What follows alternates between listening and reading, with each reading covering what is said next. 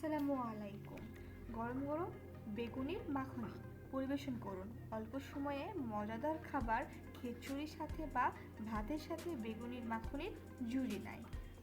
চলুন শুরু করা যাক। এখানে নিয়েছি 1 পিস গোটা বেগুন। গোটা বেগুনটা আমি গোল গোল করে কেটে নিয়েছি। খুব মোটাও না, খুব পাতলাও না। হাফ ইঞ্চি আপনারা কম নিতেও পারেন, বেশি নিতেও পারেন, কিন্তু বেশি নিলে সমস্যা কি হবে, আপনার মাঝখানে যে মশলাগুলো আমি দিব সেই মশলাগুলো ভালো করে সিদ্ধ হবে না। তাই মাঝখানে গোল করে বেগুনটা কেটে নিয়েছি। এমন গোল করে আমি সবগুলোই কেটে নেব। আর এখানে লাগছে 2 পিস পেঁয়াজ কুচি, ক্যাপসিকাম কুচি, ছোট সাইজের 2 পিস টমেটো কুচি, সামান্য ধনিয়া কুচি। বেগুনের মাঝখানে অংশটা কুচি করে কেটে নিয়েছি। হাফ টেবিল চামচ জিরা গুঁড়া, হাফ টেবিল চামচ মরিচ গুঁড়ো, 1 টেবিল চামচ লবণ, আর লাগছে 4 কোয়া রসুন থেতলে নিয়েছি, 2টো ডিম। এখন সবগুলো একসাথে মিক্সড করে নিতে হবে।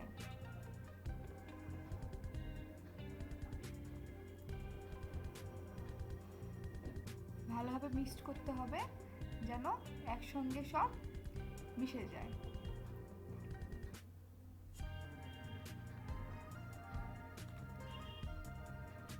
তাওয়া গরম হয়ে গেলে তেল দিয়ে দিব 3 চামচ।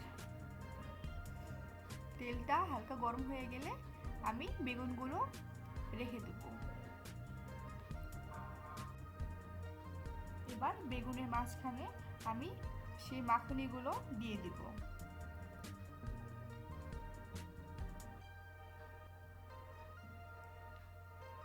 এই সময় চুলার আঁচটা মিডিয়াম থেকে অল্প রাখতে হবে। এবার 5 মিনিটের জন্য এটা আমি ঢেকে দিব। 5 মিনিট হয়ে গেলে আমি আবার এই পাশ 5 মিনিট ভেজে নিব। আমার এক পাশ হয়ে গিয়েছে, এবার আমি উল্টে দেব। এক এক করে সবগুলোই উল্টে দিতে হবে। আবার 5 মিনিটের জন্য রেখে দেব। হাই হিটে এটা ভাজা যাবে না।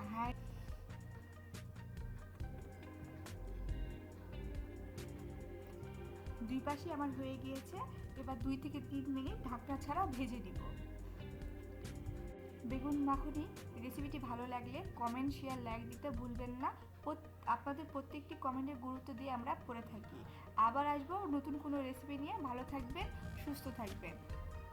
আল্লাহ হাফেজ।